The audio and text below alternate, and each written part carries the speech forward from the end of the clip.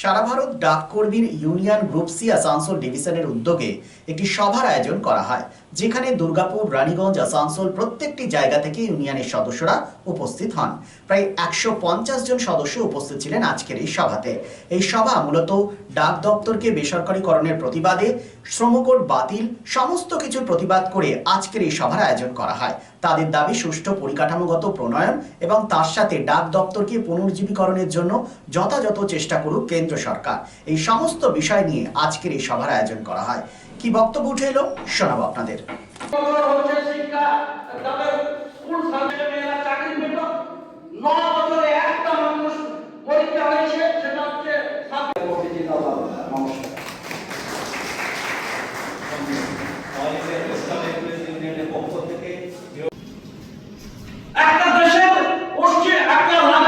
যদিও সরকার সেক্রেটারি সেই জবাব খুব একটা সহজভাবে দিতে পারেননি। আমার মনে হয় যে যিনি প্রতিনিধি এসেছেন এই বিষয়গুলো তুলে ধরবেন, কারণ এমএসসিবির ক্ষেত্রে আমাদের ইতিমধ্যে 5টা বোর্ড হয়েছে, তার মধ্যে একটা বোর্ডের রিটার্ন সার্কেল অফিস থেকে, রিজিওনাল অফিস থেকে এলো। বাকি 4টে যে সমস্ত বোর্ডগুলো হয়েছিল তার কপি কিন্তু তাই রিজিওনাল অফিসে পাঠানো হয়েছে।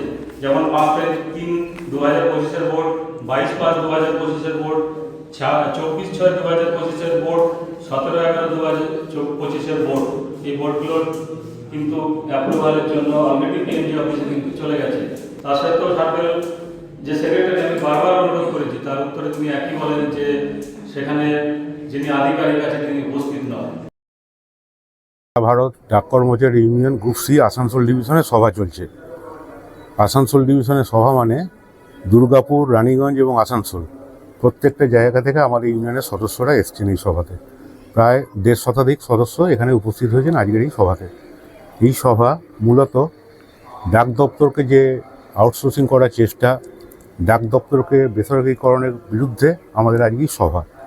তার সাথে সাথে শ্রমকোড বাতিল, মার্জার, আরটিএন ভ্যান চালানোর নামে অসহনীয় কাজের ঘন্টা বাড়ানো, সব কিছুর বিরুদ্ধে প্রতিবাদ করতে আমাদের এই সভা। আপনারা জানেন ইতিমধ্যেই যে রেজিস্ট্রি ডাক দপ্তর তুলে দিয়েছে, তার বদলে স্পিড পোস্টের প্রচলন করেছে।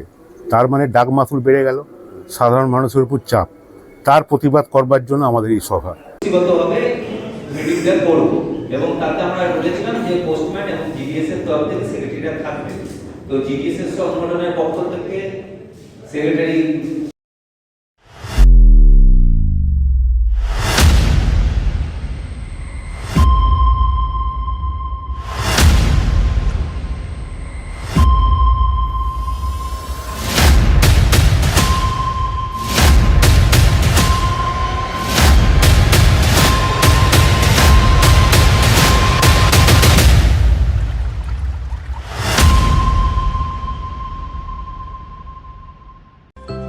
দেশের বিশিষ্ট সামাজিক আঙ্গিকের শিল্পপতি অর্জুন দেশপান্ডে এক যুগান্তকারী পরিবর্তন এনেছেন দেশের ঔষধ শিল্পে এবং বিপণন ব্যবস্থায়। স্থাপন করেছেন জেনেরিক আধার।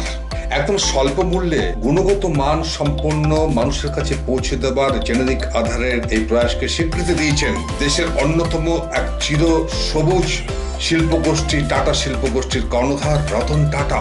এবং এই স্বীকৃতি স্বরূপ তিনি উদ্বোধন করেছেন জেনেরিক সংস্থার দপ্তর থেকে শুরু করে সংস্থার প্রতিটি স্তরকে। পশ্চিম বর্ধমান জেলায় এই জেনেরিক আধারের একমাত্র এখনো বিপণন সংস্থা হেরা এন্টারপ্রাইজ আসানসোল পৌর নিগম 85 নম্বর ওয়ার্ড 2 নম্বর মহিশিলা কলোনিতে চলার পথ শুরু করেছে।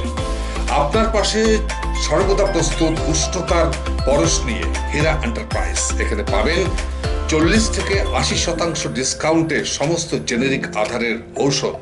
সুতরাং আপনার চিন্তার অবসানে এগিয়ে চলেছে হেরা এন্টারপ্রাইজ, আসানসোল পৌর নিগম 2 নম্বর মহিশিলা কলোনি, আসানসোল। আমরা আছি আপনার পাশে।